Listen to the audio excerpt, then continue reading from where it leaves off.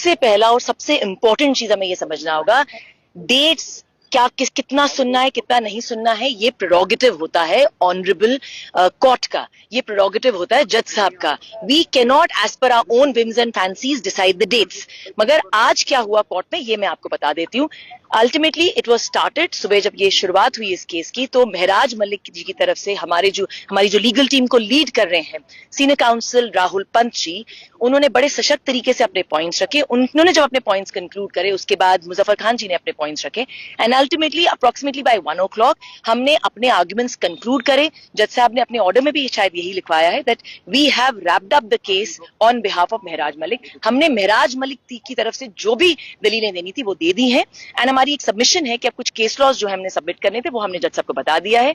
So ultimately, as per the honorable judge, जो court ने कहा है आज, उन्होंने यही कहा है that this case has been kept for the 27th of December। काफी लोग हमें पूछते हैं कि केस क्यों खिंच रहा है। देखिए, मैं बार बार यही बोलती हूँ, this matter has to be decided by the honorable court। हमारा काम है बड़े सशक्त तरीके से, बड़ी क्लैरिटी के साथ सबमिशंस रखना कोर्ट में। Ultimately it is the prerogative of the जज एंड माननीय अदालत ने 27 दिसंबर की अगली डेट रखी है। क्या 27 की डेट पड़ी है तो उसके बाद 1 तारीख को वेकेशंस पड़ने वाली है 15 तक, क्या लगता है उसके आगे जाएगा केस? देखिए, I think we should handle one day at a time, one step at a time.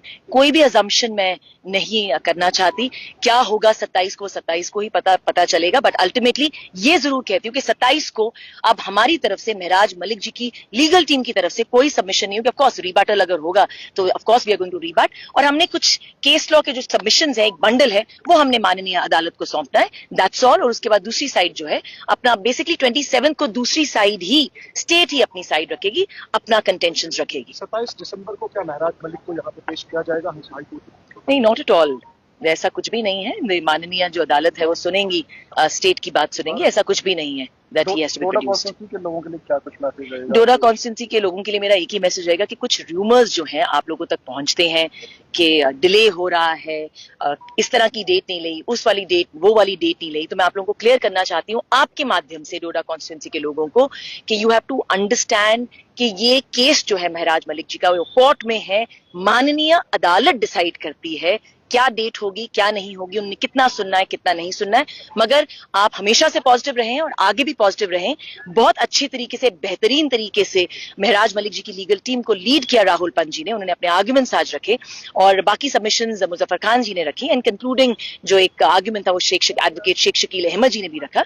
And now आपकी डोडा कॉन्स्टिट्यूंसी के लोगों के लिए यही मेरा मैसेज होगा कि होपफुल रहे and let's wait for the 27th of December। Ma'am, हाल ही में महराज मलिक की जो तस्वीरें थी टीएमसी से वायरल हो रही थी, हाथ में हथकड़ियां देखने के बाद जो है काफी सारे वकला हजरात ने भी गुस्सा जाहिर किया और पब्लिक के अंदर भी गुस्सा था। क्या उस पर बात हुई आज हाई कोर्ट के अंदर? नहीं, उस पर बात कोई नहीं हुई। मैंने आपको पहले ही बताया था कि जब मैंने लास्ट अपनी एक बाइट दी थी उसमें जब मैं महराज मलिक जी से मैंने बात करी थी उनके इस हैंडकफिंग को लेके, तो उन्होंने बोल दिया था और मैंने ये बाइट भी दे दिया था मीडिया को कि ये जो उनका हैंडकफिंग का मामला महराज मलिक जी के लिए बहुत ही मामूली मसला है। उन्होंने इस बात पे बिल्कुल भी तूल देने को नहीं कहा है और जो महराज मलिक जी ने अपनी स्टेटमेंट मेरे जरिए जो रिलीज करनी थी वो मैंने मीडिया में इशू कर दी थी।